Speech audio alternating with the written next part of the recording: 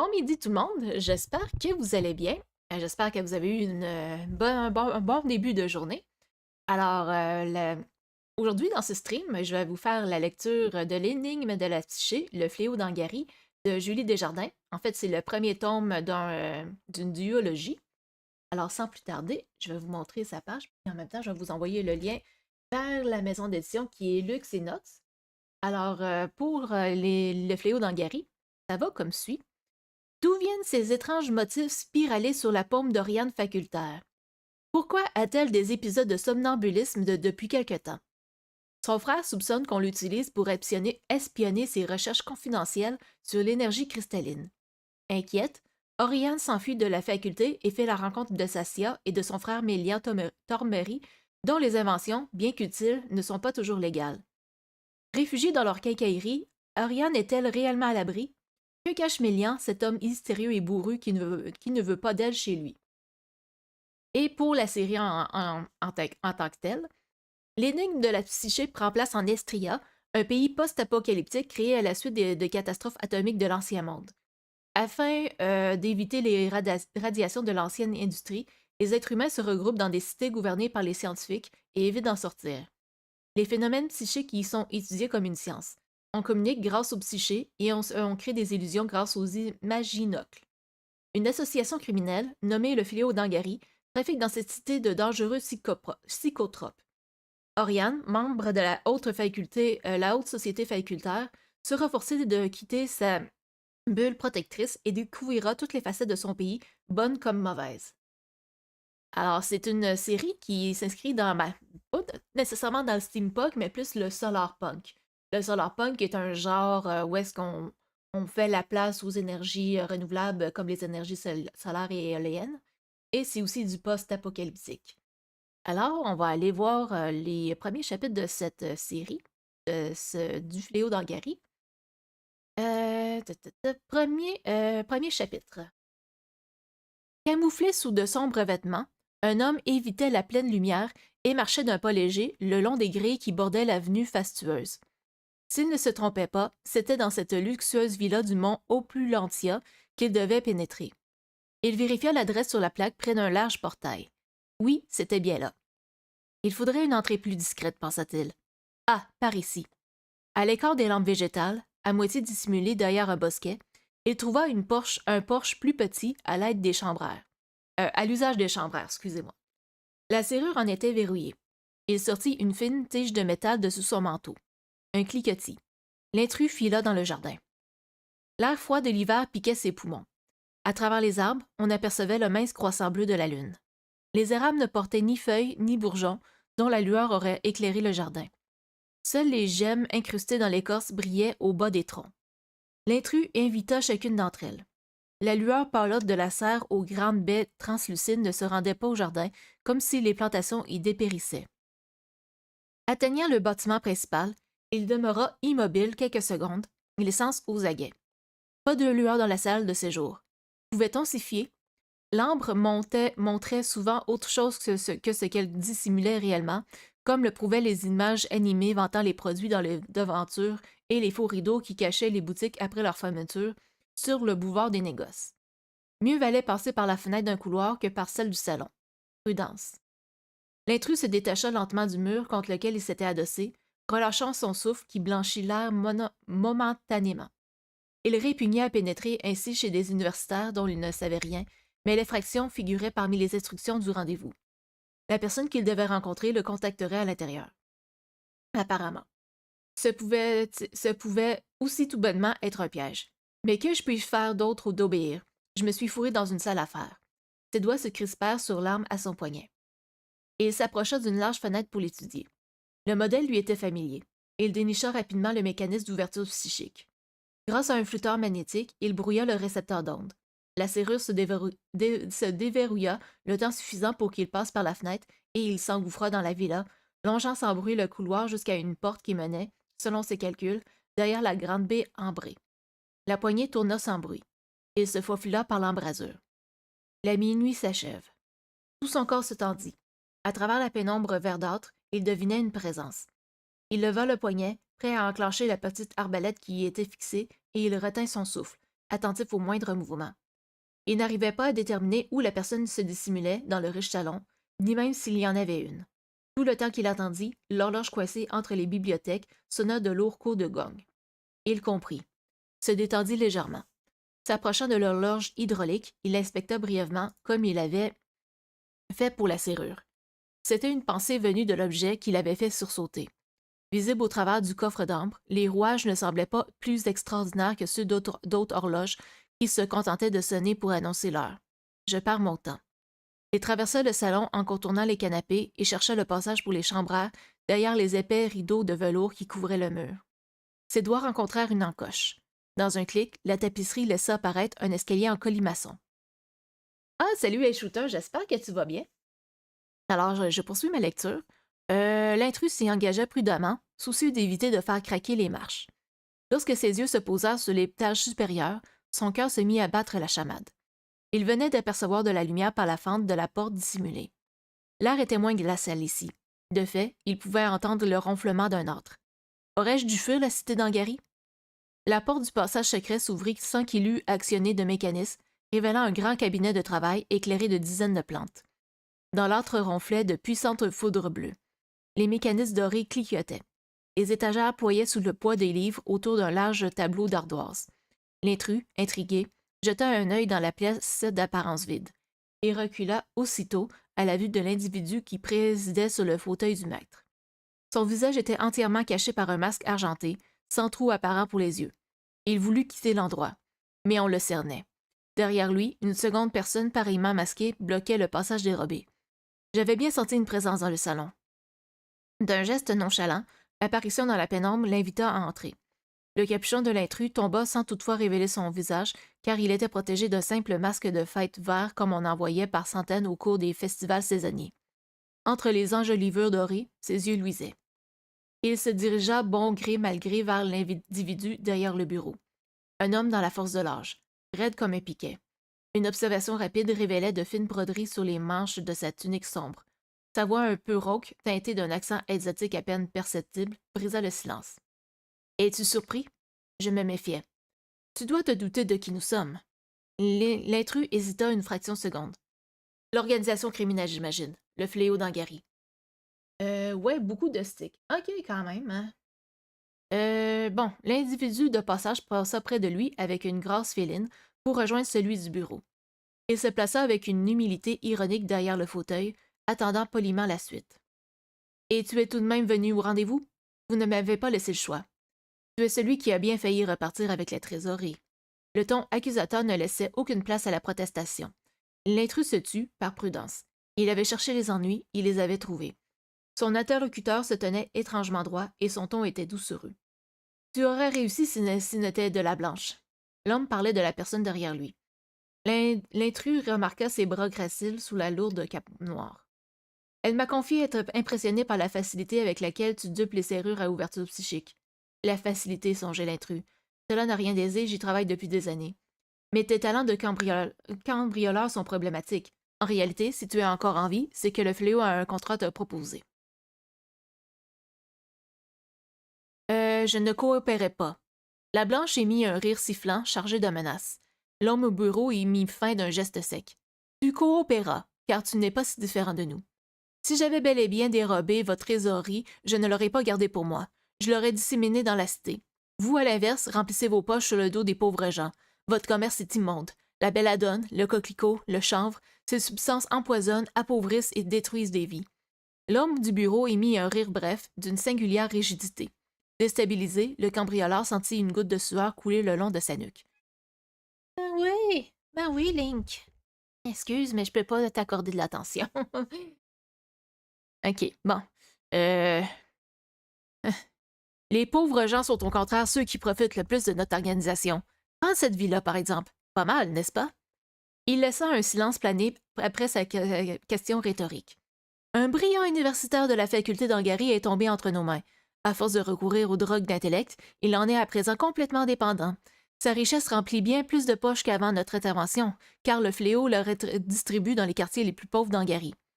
Le cambrioleur resta silencieux, ébranlé par la puissance du fléau, mais peu convaincu de leur prétendue générosité. L'homme du bureau le fixa avec sérieux. Que te faut-il de plus que la redistribution des richesses? Le cambrioleur prit une inspiration, puis dévoila d'un ton déterminé. La démocratie. L'homme au masque vide gloussa. La démocratie? La démocratie? Elle n'a pas fait de bien à l'humanité. C'est parce que le peuple a voté que la planète est dans cet état. La race humaine était trop stupide pour comprendre ce qui était bon pour elle. Les pseudo-démocraties de l'époque pré-cataclysmique ne sont pas ce dont je parle. Elles donnaient les pleins pouvoirs à des entités politiques accoquinées avec l'industrie. Tu ne trouves donc pas que le monde se porte beaucoup mieux depuis l'instauration d'une sophocratie? Depuis que les scientifiques sont en charge? La planète a été sauvée, certes. Elle aurait aussi été sous une véritable démocratie libre d'intérêts industriels. L'industrie est celle qui répandait des poisons et dévastait la nature. Le peuple subissait et souffrait. Le peuple était complice. Le climat s'est réchauffé, a fait monter le niveau des mers. La faune et la flore ont subi des extinctions de masse. Personne n'écoutait les scientifiques. Il a fallu le cataclysme et une extermination presque totale de l'humanité pour qu'elle arrive enfin à la bonne conclusion et laisse la vérité gouverner. Je crois que la vérité ne gouverne plus à présent, riffita nerveusement le cambrioleur. Estria prétend que la restauration de la planète est sa priorité, mais des enjeux apparaissent plus clairement chaque jour dans la politique facultaire et me permettent d'en douter. Explique-moi. Le cambrioleur prit un moment pour rassembler ses idées et il décida de mettre de côté une partie de ses critiques pour se concentrer sur la constitution d'Estria. Dans cette sophocratie, il n'y a que les scientifiques du plus haut niveau qui peuvent se présenter aux élections et y voter. On prétend que la faculté sélectionne ses chercheurs sur la base de leur intelligence supérieure. Je n'en suis pas si sûr. Il y a forcément du despotisme parmi les familles influentes. La famille facultaire fournit recteur ou rectrice à chaque cité du pays. Ceci ne me semble nullement une sophocratie, mais plutôt une sorte de monarchie déguisée en université. Tu es bien audacieux, remettre en question les concours de sélection des familles universitaires. Puisque tu t'y connais si bien en politique, tu ne dois pas ignorer les grandioses accomplissements de la défunte doyenne Lilaeta la facultaire. L'invention des artefacts majeurs du psychisme, bon, Link, du psychisme moderne incluant la psyché, les imaginocles et les psychoris, les membres facultaires sont des scientifiques à l'intelligence supérieure. Des génies sans cœur, vous voulez dire. Le cambrioleur serra les poings sous ses lourdes manches, attentif au mouvement de la blanche. Négligemment adossée à une bibliothèque, elle faisait mine de s'ennuyer. Pourtant, les petits rires qu'elle émettait sporadiquement démontraient qu'elle écoutait la conversation avec intérêt. Si l'enfant de cette famille ne se montre pas à la hauteur, on l'expulse à sa majorité. Les personnes qui ne montrent aucune empathie pour leurs propres enfants resteront aveugles à l'atrocité de leur gouvernance et aux inégalités qu'elle engendre. Tu n'es donc pas méritocrate, comprit le porte-parole du Fléau. Tu as de la chance que nous soyons aussi extrémistes que toi, à notre manière. Nous souhaitons une meilleure distribution des richesses, des pouvoirs, des postes universitaires clés. Nous cherchons à rendre le monde meilleur. Ton ignorance à notre sujet te laisse croire que nos méthodes sont barbares, mais ne fais pas l'innocent, les tiennes ne sont pas bien meilleures. Ton cambriolage sous Alaz Bastria était loin d'être ton premier.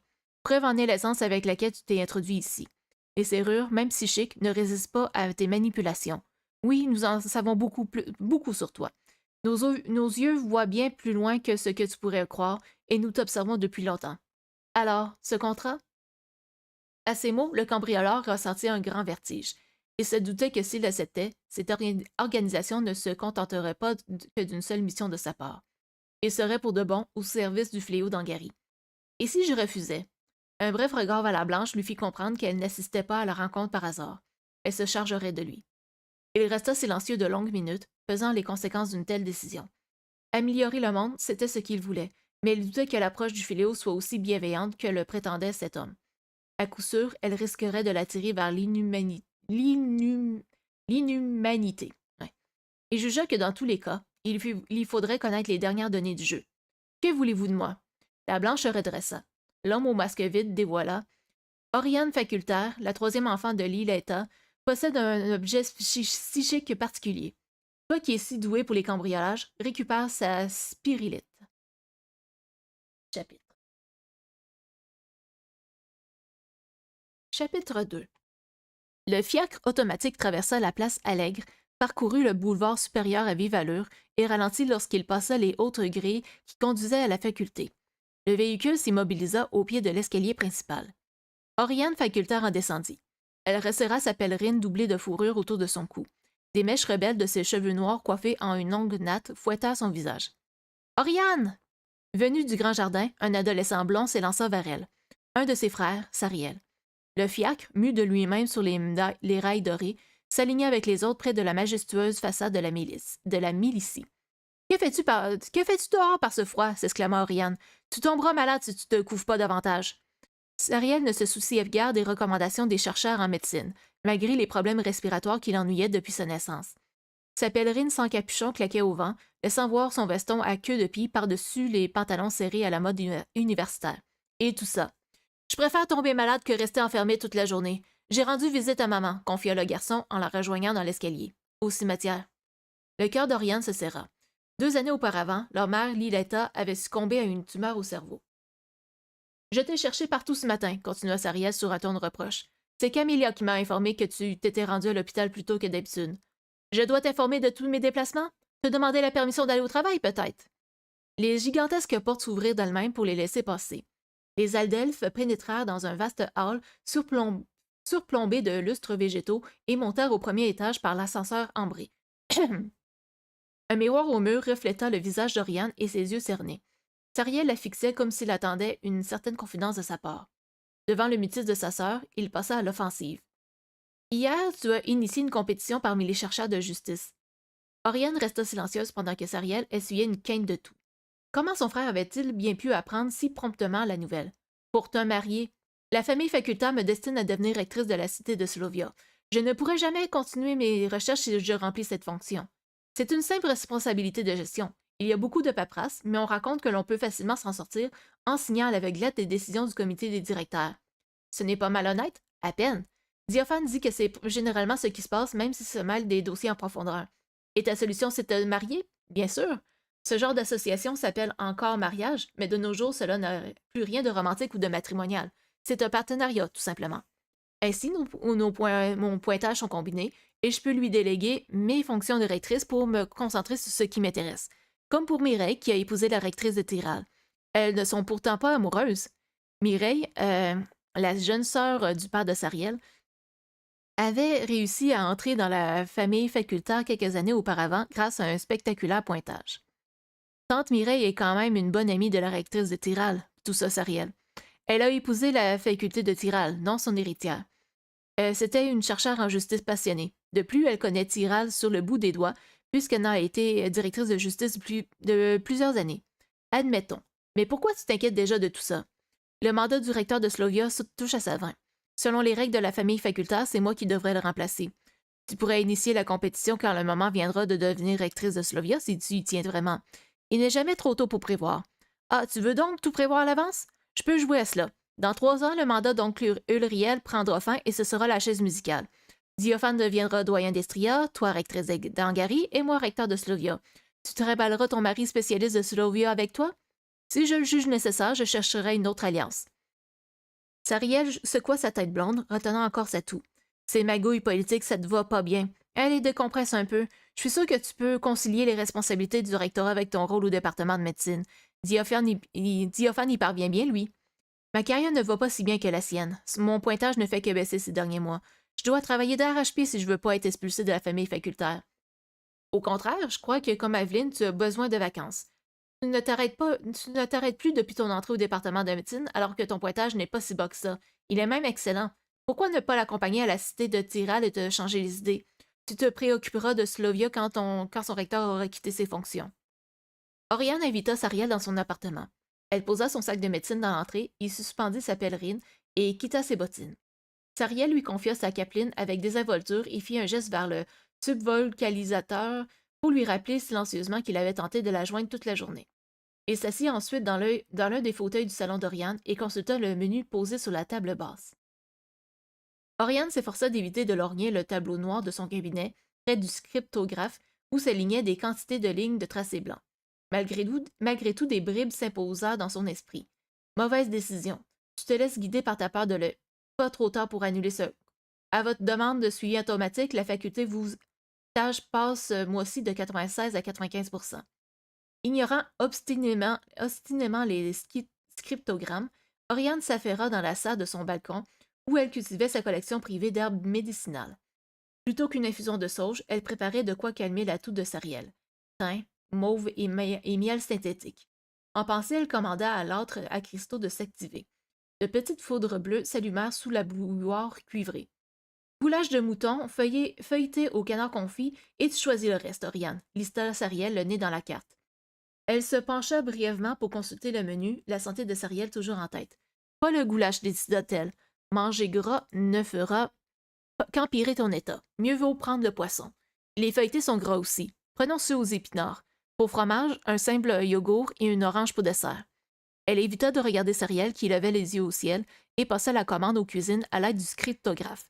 Puis elle s'attarda à son pupitre, vérifiant dans tous ses recoins. Tu cherches quoi demanda Sariel en s'affalant davantage. J'ai perdu la spirilite de maman. Elle n'était pas sur ma table de nuit ce matin. La spiri quoi? La pierre qu'elle portait en permanence. Sariel se souvint. Ah oui, ce pendentif. Les chambreurs auront voulu voir l'effet qu'il faisait. C'est bien ce qui m'inquiète. Il est rare, mais inutile et n'a aucune valeur marchande. Tu le retrouveras bientôt dans tes tiroirs. Dis-moi plutôt si tu as déjà une candidature préférée. Un chercheur qui a fait ses études à la faculté de Slovia, répondit Oriane sans hésiter. Un dossier impressionnant avec un pointage de 99,4%. Il s'appelle Phileas Legislatia. Tu le connais? Malgré son inquiétude, Sariel sembla amusé. Il était candidat à la direction de justice, lui rappela-t-il. Pendant la campagne électorale, tu levais les yeux au ciel à tous ses discours. Parmi ces dizaines de candidatures, tu choisis quelqu'un que tu n'aimes pas.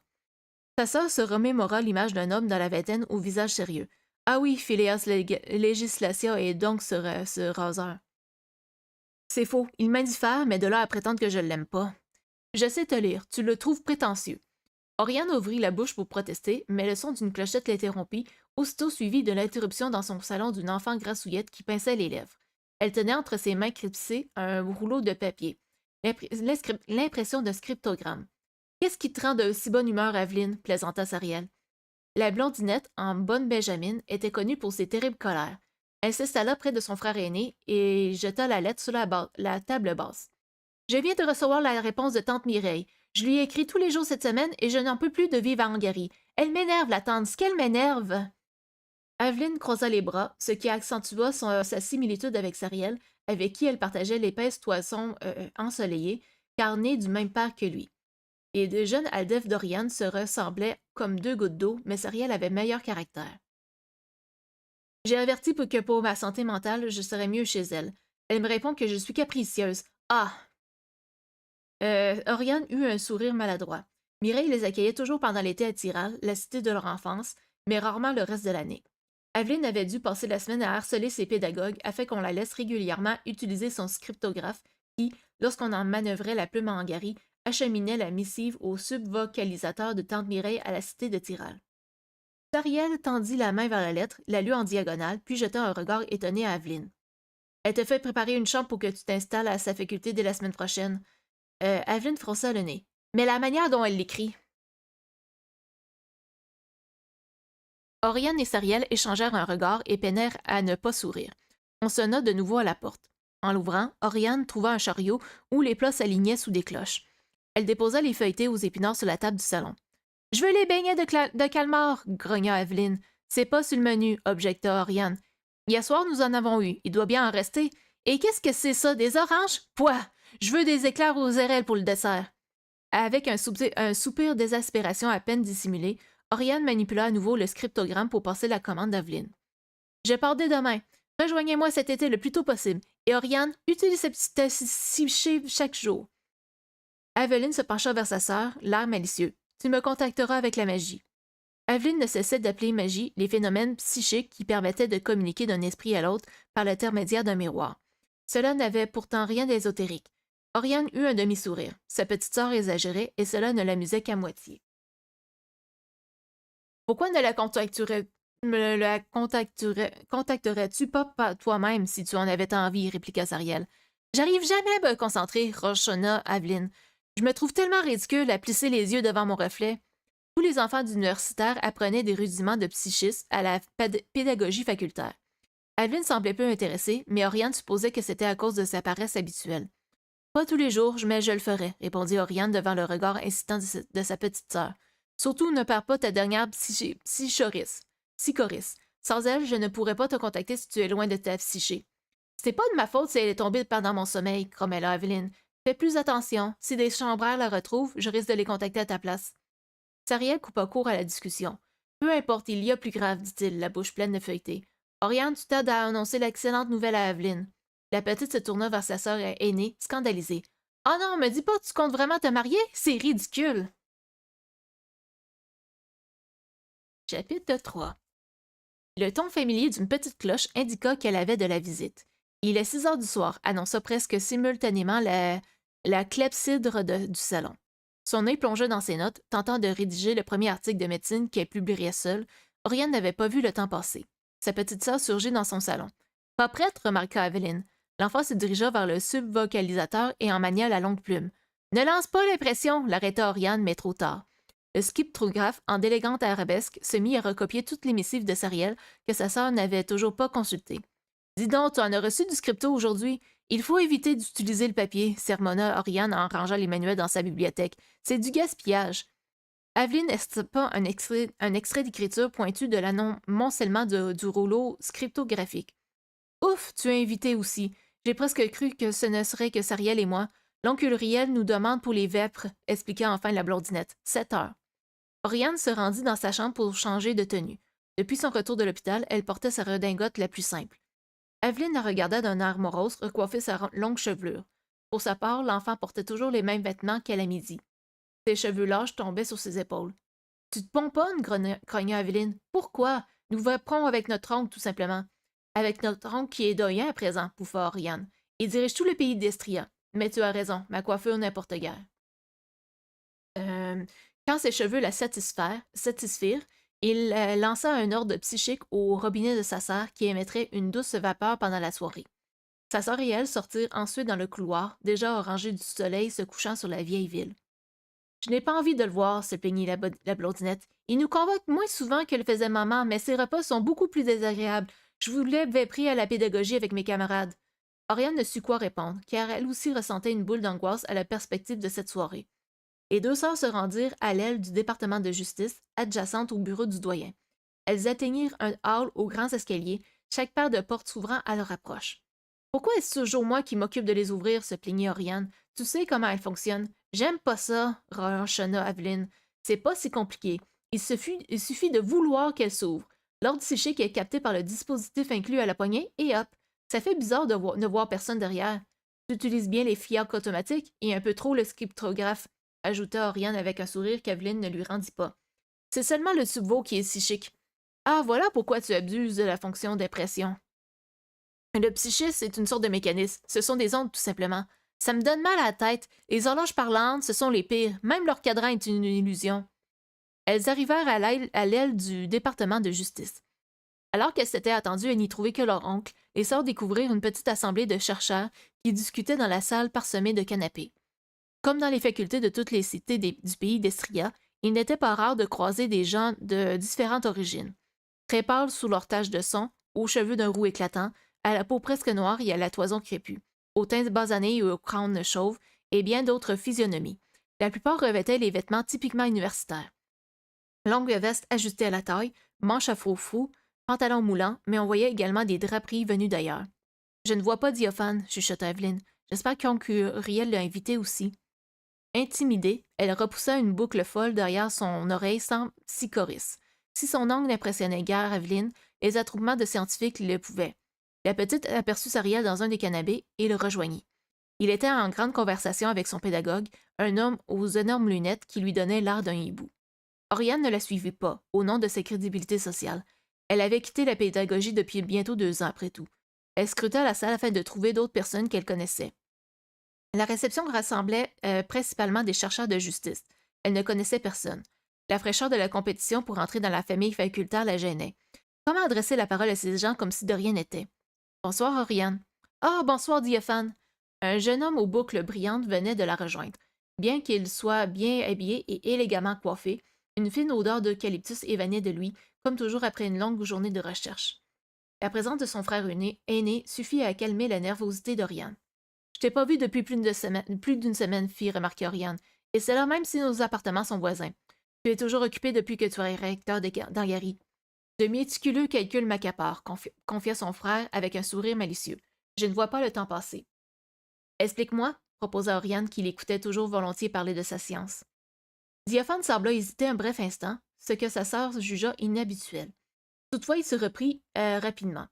Pour illustrer son propos, il sortit de sa manche une belle paire de lunettes à la monture dorée.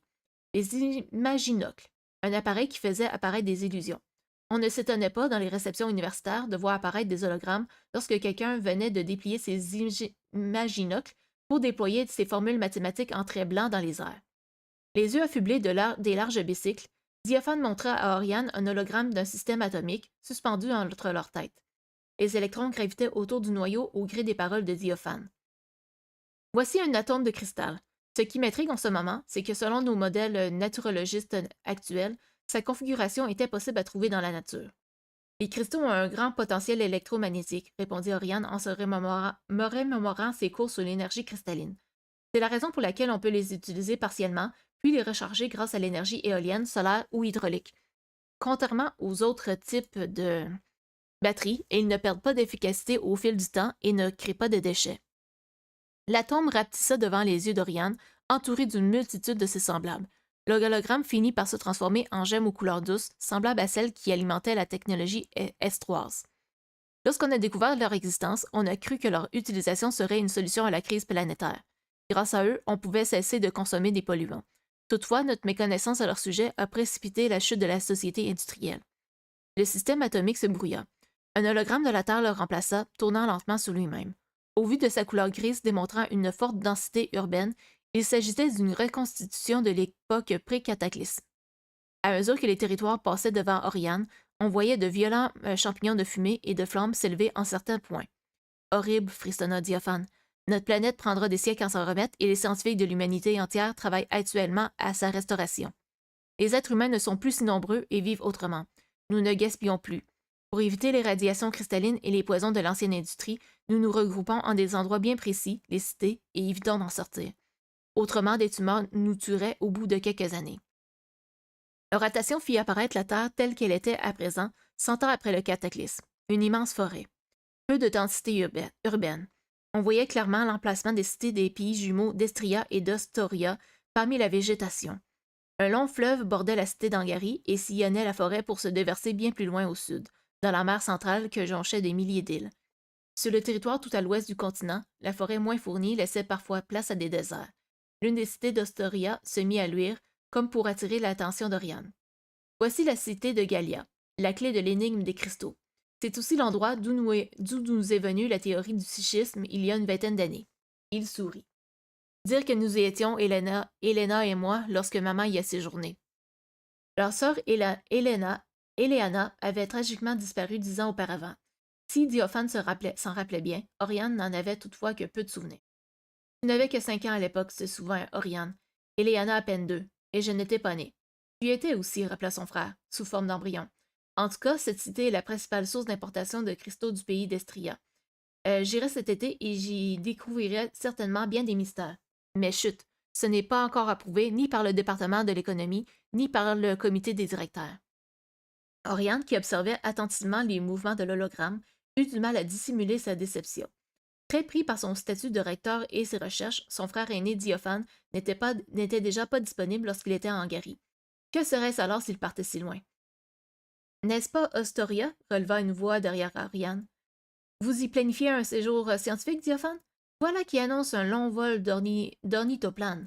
Un homme élégamment vêtu, au teint mat et à la courte barbe, finement taillée, avait rejoint leur discussion et capté l'illusion. Oriane reconnut le fameux chercheur dont la candidature à la compétition de mariage avait retenu son attention. Bonjour Phileas, le salua Diophane en retirant ses imaginocles, ce qui fit aussitôt disparaître la cité de Gallia. Tu connais ma sœur Oriane? Enchanté, assura-t-il en lui tendant une main moite. J'espère que vous considérerez ma candidature à votre compétition de mariage. Ainsi, c'est vrai, s'exclama Diophane, pris au dépourvu. Tu as initié une compétition pour l'entrée dans la famille facultaire? Le regard désapprobateur qui jeta à Oriane lui rappela celui de Sariel et d'Aveline. Phileas ne surprit rien des gros yeux de Diophane. Oriane, tu me permets qu'on se tutoie? Je pensais discuter des approches politiques que tu préfères. Ah non, je déteste la politique, frémit Oriane. Penses-tu que l'on devrait augmenter les rétributions des pédagogues? Quelle est ton opinion sur les concours du département de technologie ouverts au grand public? Et sur ces rumeurs au sujet de la vieille ville? On raconte que des jeunes gens y vont y faire la fête la nuit. Oriane ne s'était jamais penchée sur cette question technique et jeta un coup d'œil alarmé à Diophane qui attendait poliment sa réponse sans se douter de son émoi. Elle tenta une réponse. Les pédagogies fonctionnent très bien comme ça, non? Pas besoin d'ouvrir le concours au grand public, les spécialistes suffisent. Et pourquoi donc voudrait-on se promener dans la vieille ville avec les radiations qui s'y trouvent encore? Ces rumeurs sont certainement fausses. Elle n'avait pas du tout envie de parler davantage à Phileas et décida de prendre la fuite. Elle toussa bruyamment pour feindre une soudaine gorge sèche et du même coup interrompre Phileas qui semblait vouloir poursuivre son interrogatoire. Excusez-moi, je vais boire quelque chose. Et moi aussi, je vais boire un peu d'eau.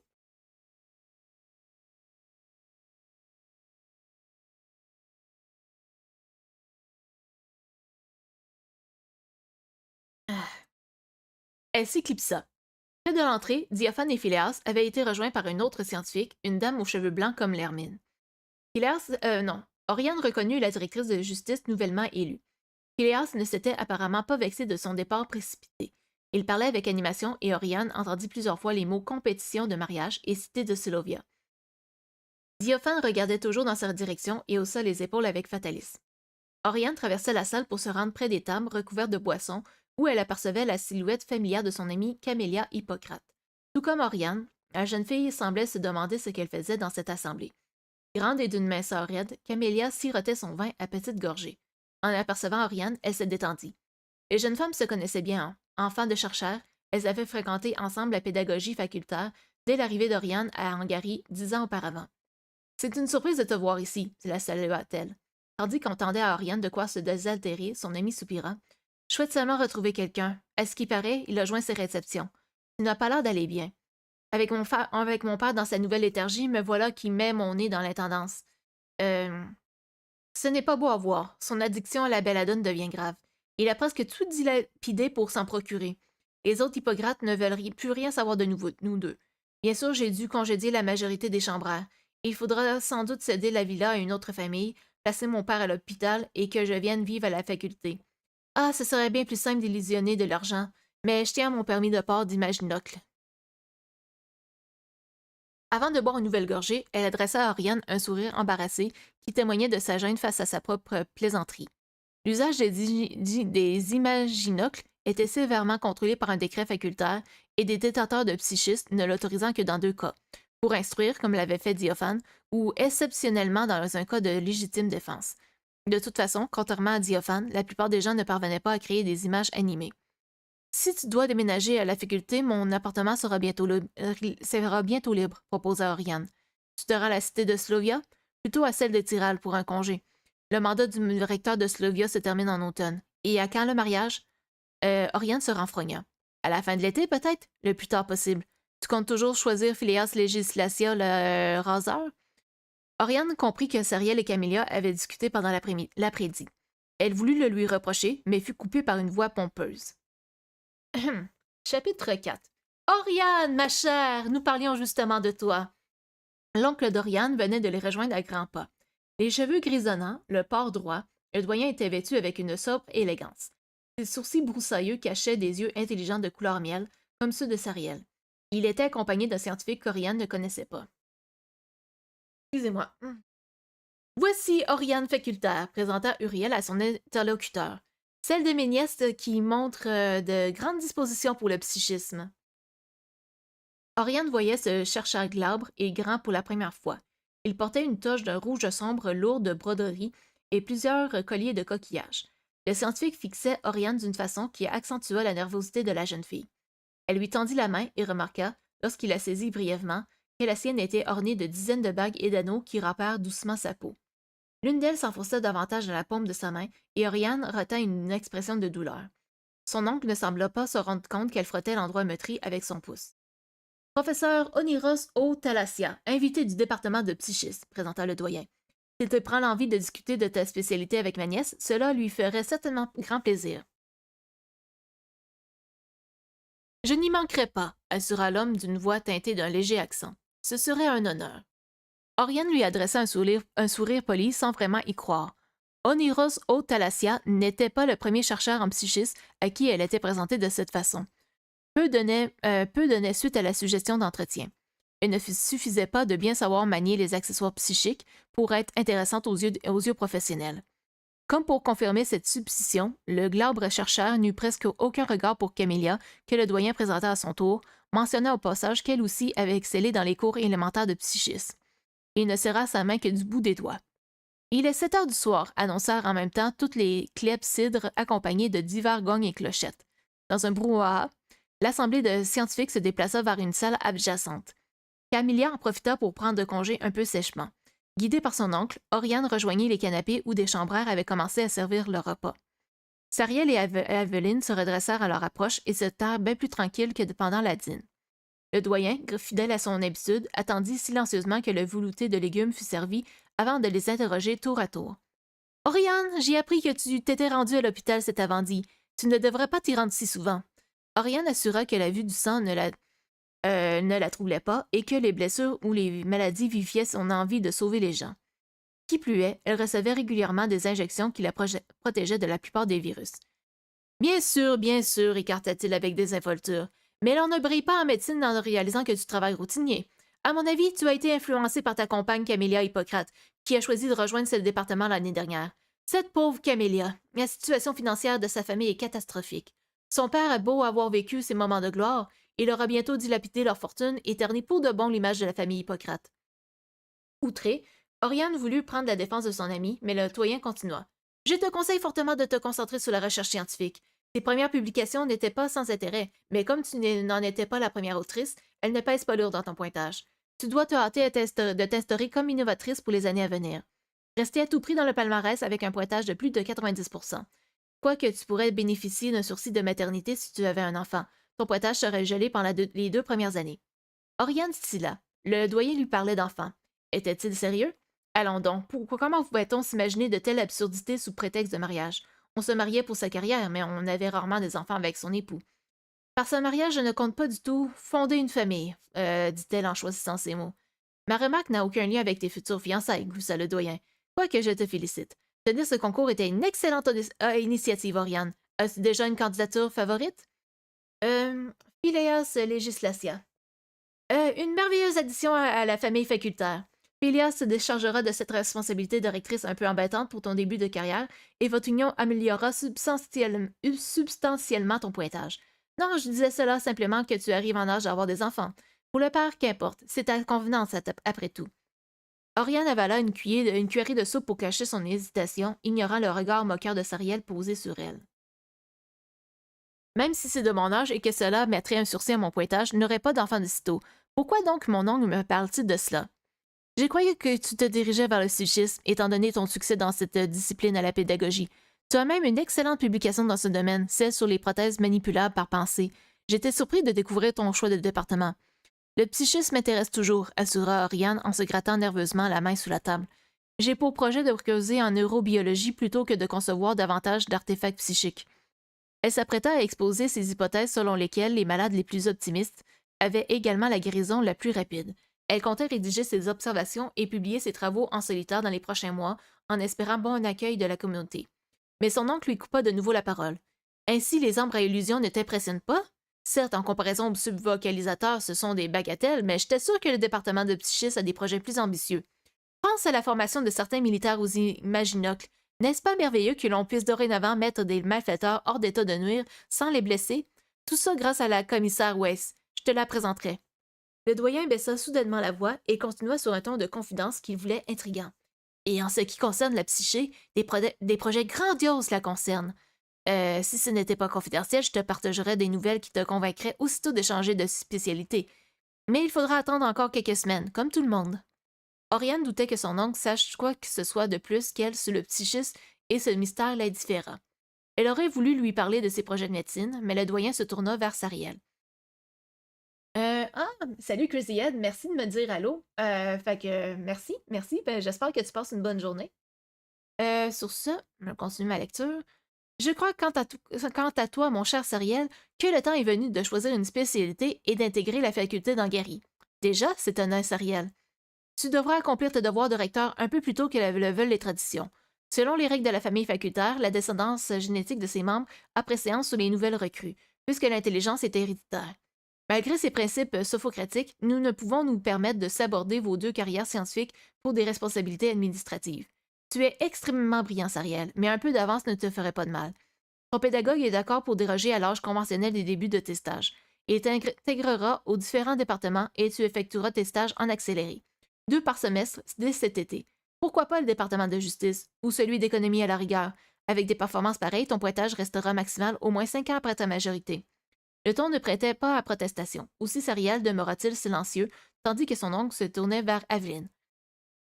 Je m'en moque de la faculté, décréta Aveline, ouvrant aussitôt les hostilités. Je l'intégrerai jamais. Si tu continues comme ça, nul doute que tu seras expulsé de la famille facultaire à ta majorité, répliqua le doyen.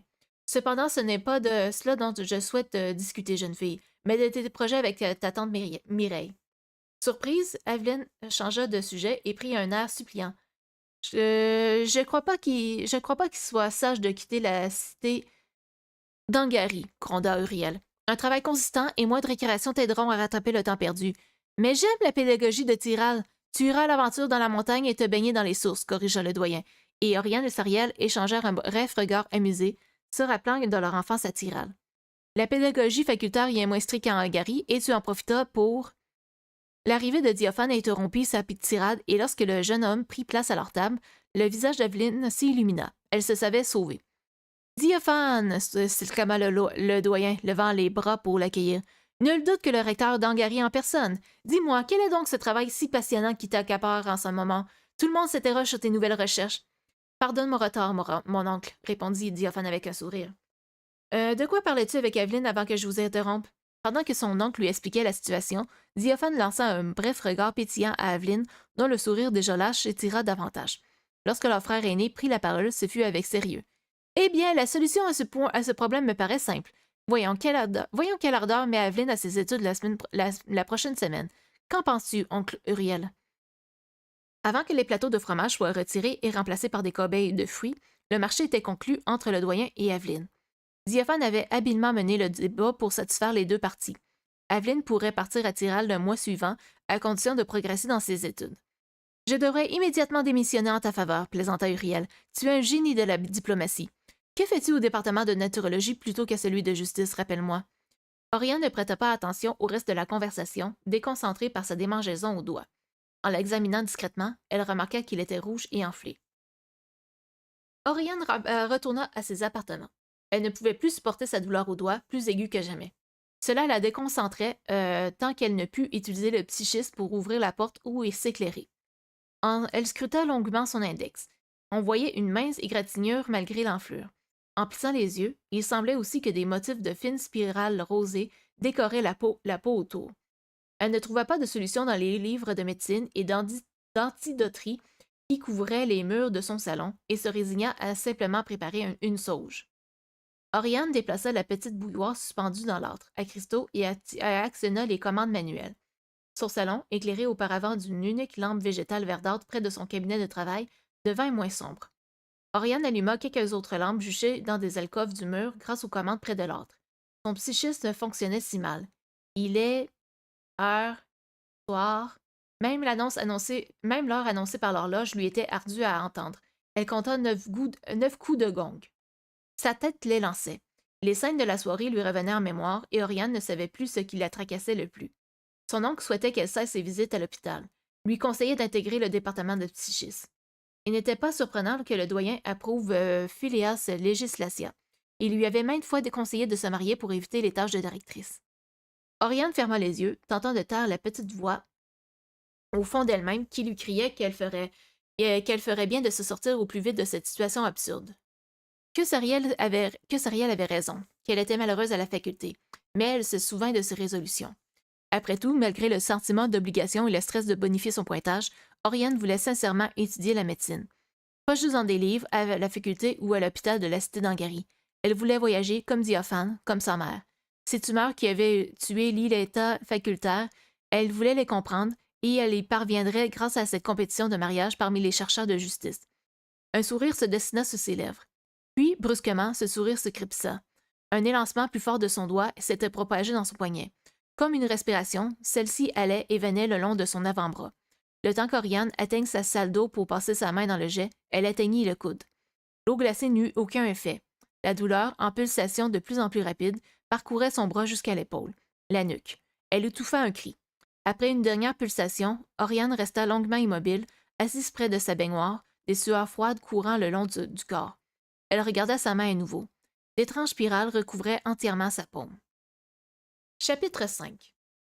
Oriane se réveilla en sursaut, dans une intense inspiration, comme si elle avait retenu son souffle pendant son sommeil. Ses sens s'éveillèrent. Elle ne voyait plus le grand vêtement rouge qui l'avait recouverte dans ses songes. Depuis un mois, depuis la réception au département de justice, son sommeil lui semblait lourd. Elle se perdait dans des rêves angoissants et s'en réveillait difficilement, le corps trempé de sueur. Était-elle véritablement réveillée? Devant ses yeux, la silhouette familière de la tourelle du rectorat et son toit scintillant d'étoiles. Oriane promena son regard sur la vaste alcôve. Quelques étages de balustrade, un gigantesque télescope, de multiples pupitres recouverts de livres et de scriptogrammes, des étagères translucides protégeant de délicats instruments de métal fin. Le jour, une fourmilière de collègues de Diophane y travaillaient, discutaient et parfois enseignaient sur un grand tableau d'ardoise. La nuit, il y restait souvent un ou deux scientifiques qui étudiaient jusqu'aux lueurs du petit matin. Cette nuit, étrangement, personne. Ou plutôt si, remarqua Oriane. Diophane, penché vers elle, l'aidait à se redresser. Un rêve encore? Diophane, bredouilla-t-elle. Qu'y a-t-il? Pourquoi es-tu dans ma chambre? Tu n'es pas dans ta chambre, mais dans ma tourelle, murmura son frère. La jeune fille écarquilla les yeux. Elle ne dormait pas. Elle était réellement dans le bureau du rectorat. J'ai l'impression que tu as eu un épisode de parasomnie, une sorte de somnambulisme peut-être. Tu n'as aucun souvenir de ce qui vient de se passer? Je crois que j'ai rêvé. Elle se prit la tête entre les mains. Du rouge. L'air inquiet, Diophane sortit une fiole du tiroir d'un meuble adjacent et lui entendit un petit verre. Celle-ci resta silencieuse et pensive en buvant le liquide sirupeux. Au bout d'un moment, Diophane demanda « Tu n'as aucun souvenir de notre conversation? » « Notre conversation? Je travaillais depuis des heures lorsque tu me rejoins. Je n'étais éclairé que de cette lampe et je ne te voyais pas correctement. Tu n'arrivais pas à dormir en présence de ton ordre à cristaux et tu m'as demandé de t'expliquer mes recherches à leur sujet. » Perplexe, Oriane creusa dans sa mémoire. « Je serais inquiète de mon ordre à cristaux? Non, pas du tout. Tu m'as parlé de tes recherches. Je t'ai expliqué un peu trop même, et j'ai fini par refuser de t'en révéler davantage. Ton assistance te ressemblait si peu que je me doutais que quelque chose ne tournait pas rond. J'ai voulu t'interroger à mon tour, et tu as perdu conscience. » Gentiment, il saisit la main de sa sœur dans la sienne et lui fit déplier, découvrant ainsi le motif spiralé qui couvrait la paume. « C'est apparu brusquement, » expliqua nerveusement Oriane. « As-tu consulté l'hôpital? »« Oui, mais personne n'a trouvé d'explication. »« Ça te fait mal? »« Pas du tout. En fait, j'avais complètement oublié. As-tu beaucoup rêvé récemment? » Elle hocha lentement la tête. « Oui, mais je m'en souviens pas bien. Depuis quelque temps, je me réveille avec une sensation de lourdeur. Depuis quand cela t'arrive-t-il? » « Quelques semaines. Peut-être un mois. J'ai serré des mains dans une réception et une reflux s'est infectée. » Diophane avait l'air soucieux. « Essaie de te rappeler ses rêves, l'apressa-t-il. Tu as vu quelque chose de rouge? » Oriane se concentra, mais son rêve lui échappait à présent, et il était difficile de s'en souvenir. « Je crois que le rouge était sur moi, dit-elle après un moment d'effort. C'était un rêve angoissant, mais je ne me souviens pas des détails.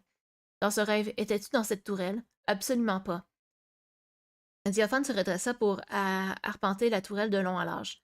Pensive, Oriane but le médicament à petites gorgées, tentant de réveiller ses souvenirs.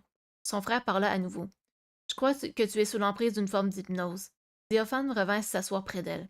« Tu es bien plus qualifié que moi en ce qui concerne le psychisme, » assura Diophane. « Je manipule convenablement les imaginoques, mais la psyché m'a toujours donné du mal. Pour ta part, tu es excellent à pédagogie et tu as effectué un stage en psychisme et 2 en médecine psychique. Qu'en penses-tu? Il est possible de connecter les esprits grâce à la psyché et au psychorisme, ou de faire voir des illusions grâce aux imaginocles, mais je crois pas qu'il soit possible d'hypnotiser. Pourtant, en ce moment, la transmission de volonté est l'intérêt principal du département de psychisme, n'est-ce pas? Ces dernières années, il a développé le système qui contrôle les portes par la pensée et les prothèses mécaniques. Il s'agit simplement d'objets, protesta Oriane, et l'ordre à leur donner est simple. C'est pour ça que tout le monde peut ouvrir les portes par la pensée. Le subvocalisateur est encore plus facile à utiliser. Cependant, les êtres vivants sont beaucoup plus complexes que les engrenages. Les lampes végétales sont très difficiles à actionner psychiquement. Les imaginoques sont ardus à manipuler. Je ne peux pas imaginer que ce serait d'inhypnotiser un être humain. Et pourtant, comment expliques-tu ta présence ici? Oh!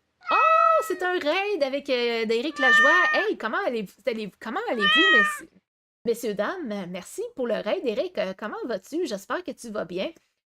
Sinon, n'hésite pas à te présenter. Oh, on s'en vient foutre la marque d'œil. Je le sais, Éric Clochard, ouais. Je le sais. Fait que, ouais, je vais prendre une petite pause, juste parler avec vous. Je suis en train de lire voyons, c'est quoi, non? Le fléau d'Angary, c'est ça. Le fléau d'Angary de Julie Desjardins. C'est un livre de solarpunk, dans le fond, que c'est comme du steampunk, mais avec des énergies solaires, éoliennes et tout ça, tout ça. On accorde une plus grande importance à la nature, donc, puis à l'environnement, l'écologie. Fait que merci, Eric. Merci.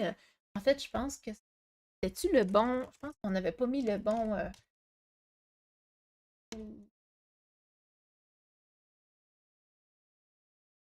Ouais, ok, c'est bon, tu l'as. Fait qu'il était en train de. T'étais en train de jouer au PGA Tour, si j'ai bien compris. Ben, merci pour le raid. En attendant votre réponse, ben, je vais continuer ma lecture. Donc, on parle d'hypnotisme puis de psychisme. Donc, et pourtant, comment expliques-tu ta présence ici alors que tu devrais être paisiblement dans ton lit? Et si j'étais simplement somnambule, suggéra Oriane, sans vraiment y croire. Diophane secoua la tête avec vigueur. Je voulais éviter de t'effrayer, mais avant de perdre connaissance, quand j'ai confronté la personne qui m'interrogeait sur les cristaux, tu m'as parlé d'une voix dure, gutturale même. Euh, que j'arrête mes recherches sur les cristaux ou qu'il m'arriverait malheur. C'est affreux. Il faut se rendre à l'évidence. Un membre de la faculté maîtrise l'hypnotisme humain. Le visage d'Oriane s'assombrit. Pourquoi ne va-t-on pas à la bibliothèque facultaire pour se renseigner sur tes recherches au lieu de chercher à m'hypnotiser? Une fois publiée, l'information est disponible à qui le veut, expliqua Diophane, mais mes recherches n'en sont pas à cette étape. Oriane réfléchit. Le seul état où l'esprit est assez faible est le sommeil paradoxal, entre le rêve et le sommeil. C'est à ce moment-là que la parasomnie survient. Dans les autres états, il m'est impossible de perdre le contrôle de son corps. Il est impossible de perdre le contrôle de son corps. Tu as dit que tu as serré des mains. De qui? Ouais, hypnotisme. Ouais, on parle d'hypnotisme, de steampunk de woke. Ouais, c'est ça, Jean-Michel, c'est ça. Fait que ouais, Oriane fouilla dans ses souvenirs. Celle de Phileas, c'est... Ah oui, celle d'un ami de notre oncle, un psychiste. Les adeptes se concertèrent du regard. Celui qui porte toujours du rouge. Oniros Os Thalassia. Eh bien, nous avons notre hypnotiseur, conclut Diophane, et la personne à qui mon sujet de recherche ne plaît pas. Désactive tes psychoristes, exhorta-t-il. Si c'était ainsi que le psychiste procédait. Je les désactive toujours pour aller au lit. Bien, approuva Diophane avec soulagement. Mais sans appareil de transmission, Oniros ne doit pas être loin de toi pour que son astuce fonctionne. Il doit devoir attendre que tu sois endormi. Diophane pressa ses doigts sur ses tempes, réfléchissant intensément. Cette personne planifie possiblement des actions dangereuses, décréta-t-il. Je refuse d'attendre de le voir t'utiliser pendant la nuit pour dérober davantage d'autres informations confidentielles, que ce soit à moi ou à d'autres. Il est hors de question de lui laisser l'opportunité de faire ce qui lui passe par la tête. S'il décidait de commettre des assassinats pour que tu en prennes la responsabilité, il avait visiblement un plan. Tu prendras l'ornithoplane avec Aveline pour la cité de Tyrol demain, proposa-t-il. Il est réservé pour elle seule. Comme elle est mineure, on te laissera l'accompagner sans poser de questions. Tu y seras en sécurité. Pendant ce temps, nous chercherons le moyen de te débarrasser de cette hypnose et je me renseignerai sur Oniros afin de comprendre ses motivations. Voici comment nous procéderons. Les adelphes mijotèrent longuement l'échappée d'Oriane, chuchotant dans la lueur bleue des foudres de l'âtre. De retour dans sa chambre au petit matin, la jeune femme ne put s'empêcher de se sentir régaillie en préparant son sac de médecine. Elle se rendait enfin compte à quel point elle aspirait à ses vacances impromptues. Fait que je dois y aller, je lurk un peu plus, un peu, et je te souhaite une bonne fin de journée. Ben, bonne fin de journée à toi aussi, Éric Lajoie. Alors, à titre de rappel, Éric Lajoie, c'est variété, vidéo game, vintage et visionnement de vidéos parfois virales, avec un vilain VR vulnérable mais vivace, vociférant vaillamment ses visions de la vie viscérale et vacillante, sans vergogne, et visiblement un véritable vaurien vénérant en vain la virulente verbose ainsi que les allitérations. Fait que merci encore pour ton raid, puis bon après-midi à toi. Fait que je vais poursuivre. J'ai-tu encore plusieurs. Ah, ben, je vais finir mon chapitre ici.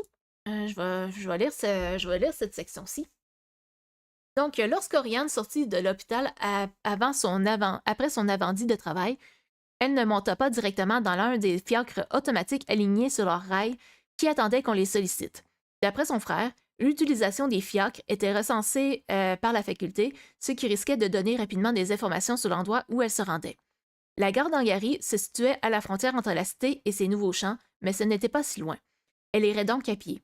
Comme il était préférable que son départ reste le plus discret possible, Oriane rejoindrait Aveline à la gare et monterait directement dans l'ornithoplan perché sur la balustrade dans le vol. Il décollait à la fin de la midi. Elle suivit d'un bon pas les rails qui longeaient l'avenue tuméfiée. Les puissants rayons de soleil réchauffaient les pavés, les épaules et les toits translucides. La technologie de ceux-ci régénérait les cristaux. Une brise légère faisait tournoyer les éoliennes juchées en hauteur. Rapidement, Oriane atteignit la place Allègre, l'intersection des grandes artères de la cité. Là, en plus des commerces aux devantures bariolées de publicités psychiques, des terrasses de bistrot où s'entassait une clientèle animée encombraient le passage. Fiacres, longs trams du réseau public, vélocipèdes, divers animaux dont il n'était pas clair s'ils étaient sauvages ou non, et bien entendu une gigantesque foule. Toute cette circulation vibrait dans un brouhaha joyeux et une excitation générale caractéristique à la cité d'Angary. Cette bonne humeur remonta le moral d'Oriane, qui se rongeait les sangs depuis qu'elle avait officiellement pris congé pour quelques semaines, juste avant de quitter l'hôpital. Elle vérifia par-dessus son épaule que personne ne la suive. Avant, autant se fondre dans cette cohue. Ainsi, son escapade jusqu'à la balustrade en vol passerait complètement inaperçue. Elle se fraya un chemin dans la place Allègre pour se diriger vers le boulevard des Négoces. En passant le monument de l'Ancien Monde, elle ne put s'empêcher de ralentir jusqu'à presque s'arrêter pour admirer les fresques représentant l'histoire de la fondation des cités d'Estria. Les images représentaient les regroupements rescapés du cataclysme, venus de partout de l'ancienne Europe, décidés à bâtir ensemble une communauté dont les décisions reposeraient sur la science. Ainsi, les cités avaient été créées dans le but d'offrir des havres dans le monde dévasté et de travailler à sa reconstruction. Un passant sur un banc non loin fixait la jeune fille de ses yeux plissés à travers la fumée de son calumet. Une belle utopie, n'est-ce pas? Lui lança-t-il. Oriane lui sourit distraitement. Au loin, les clochers des horloges de la faculté se mirent à sonner et presque aussitôt ceux de l'hôpital se joignirent à eux pour faire retentir un grand état-mort. Toutes les aiguilles pointaient vers le haut. C'était la midi. Plus le temps de rêvasser. Dans une heure, l'ornithoplan prendrait son envol. Par fiacre automatique, le trajet à la gare ne prendrait qu'une dizaine de minutes. Mais à pied, peut-être une demi-heure, il ne fallait pas traîner davantage. Le passant qui lui avait adressé la parole s'était levé de son banc et s'approchait d'un pas leste. Ennuyé de marcher dans la même direction que ce reluqueur, Oriane pressa le pas, mais il le rattrapa pour mieux engager la conversation. Je vous ai déjà croisé, n'est-ce pas? À la faculté, peut-être? Petit et costaud, vêtu d'une redingote violette, il boitait légèrement en accélérant pour la suivre. Ses petits yeux aux sourcils broussailleux convergèrent vers les oreilles d'Oriane, où de minuscules pierres blanches brillaient à l'hélix. Ce sont des psychorismes, ma parole. Je ne vois pas souvent ces objets sur une passante. Vous faites partie du département de psychisme? Parler de psychisme avec un inconnu était bien la pire chose à faire le jour même où elle découvrait qu'on l'hypnotisait pendant son sommeil. Excusez-moi, je suis pressée. L'homme la laissa s'éloigner de quelques pas, mais quelque chose clochait. Lorsqu'Oriane regarda furtivement derrière son épaule, elle ne le vit plus. En continuant son chemin sur le boulevard des Négoces, il lui vint de curieuses sensations, comme si l'on marchait un peu trop près de moi. Il lui sembla sentir un toucher à sa nuque. Elle porta instinctivement la main à ses oreilles. Ses psychorismes n'avaient pas bougé. Elle sentit distinctement qu'on papait la poche de sa manche gauche. Son cœur se mit furieusement à battre. On essayait de la détrousser. Décidément, la façon dont cet homme avait disparu sans laisser de traces. S'est-il rendu invisible psychiquement pour mieux vider mes poches? S'inquiéta Oriane. Elle n'avait pas beaucoup d'argent sur elle. À son départ de la faculté, trop bouleversée par les découvertes de la nuit, elle n'avait pas pensé à en prendre. À peine s'était-elle munie de son sac de médecine qui ne contenait que les quelques crédits qu'elle donnait occasionnellement aux malades. Après tout, les fiacres et les boutiques ne fonctionnaient plus avec des crédits ou des fractions, mais grâce à un système d'identification par carte d'identité. Toutefois, elle avait son matériel psychique sur elle. Si ce passant avait réellement de mauvaises intentions, il s'agissait d'un cas de légitime défense. Oriane devait agir vite pour se débarrasser de lui, le surprendre. La jeune fille sortit frénétiquement de l'autre poche de sa redingote ses imaginocles aux larges bicycles rondes dont elle déplia soigneusement les minces branches dorées et qu'elle plaça sur son nez. À travers les ambres, elle perçut enfin le passant, également affublé de tels objets. pratiquement collé à elle, il tendait la main vers son sac de médecine. Ses soupçons étaient exacts. Agir vite. Elle abaissa d'un mouvement vite les bicycles dorés du nez de son poursuivant. Plus rien n'eut de sens pour lui. Devant ses yeux incrédules, la jeune fille rapetissa, sa chevelure noire se transforma en un duvet gris, et finalement, il ne resta plus qu'une oie qui se faufila parmi les jambes de la foule. L'homme redressa à la hâte ses imaginocles, mais aucune trace de la fille dans la direction prise par l'oie. En réalité, Oriane ne s'était pas du tout transformée en oie, en animal, et se hâtait de s'éloigner dans la direction opposée à l'illusion d'oie. Ce faisant, elle vérifia si le kleptomane n'avait pas davantage de complices. À force de heurter les gens et les animaux, elle créa un petit désordre sur son passage en raison de son invisibilité par Psychis. Elle s'engagea alors dans une ruelle. Ici, je n'attirerai plus l'attention. Les ruelles de la cité d'Angari étaient étroites, tordues et dénudées d'indications de nom. De curieux grillages protégeaient les potagers et de hautes maisons étaient agglutinés les unes sur les autres. Rapidement, l'architecture se modifia. Maisons moins hautes, pas de toit d'ambre, davantage d'éoliennes qui sortaient des fenêtres et moulaient à eau dans les gouttières.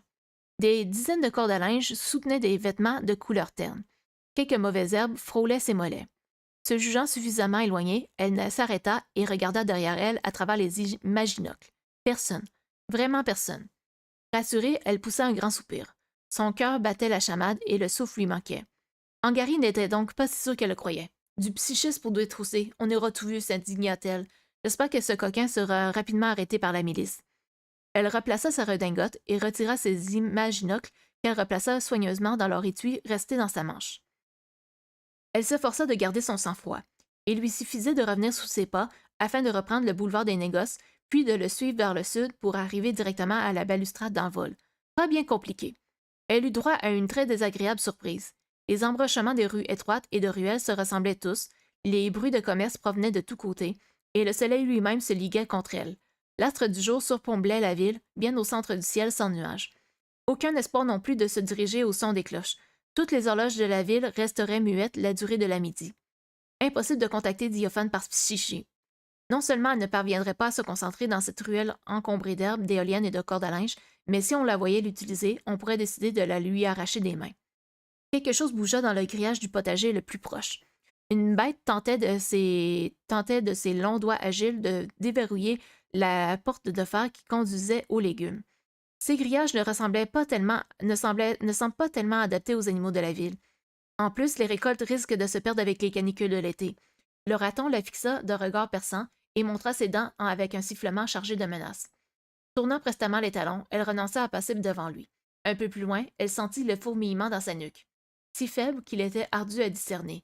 Par ici, semblait se dire. Pourquoi ne pas se laisser guider, décida Oriane. La sensation lui était étrangement familière. Elle n'avait rien à perdre après tout. Pour mieux s'imprégner de ce fourmillement versatile, elle ferma les yeux. Elle répéta la manœuvre à plusieurs intersections, ce qui se révéla efficace. Il ne lui fallut que quelques instants d'errance avant de déboucher enfin sur une rue fréquentée. Malheureusement, elle rouvrit les yeux un peu trop tard et ne vit qu'au dernier instant l'énorme horloge hydraulique entreposée devant une échoppe. La collision fut inévitable. Oriane tomba vers l'arrière et regarda la scène qui suivit avec impuissance. Le coffre d'ambre chuta vers le pavé et s'y fracassa dans un vacarme assourdissant. Des dizaines de boulons roulèrent dans la petite rue au milieu d'une violente vague d'eau. Ceux qui ne furent pas stoppés par des roues ou des murs reçurent des coups de pied qui les envoyèrent au loin. Oriane s'assit sur ses genoux en grimaçant de douleur. Là où elle avait frappé le meuble, sur l'os de la hanche, elle sentait naître une énechymose. Son coude s'était râpé sur le pavé. Elle regarda autour d'elle. À peine quelques mètres plus loin se trouvait une avenue dont elle put lire le nom. Frugal.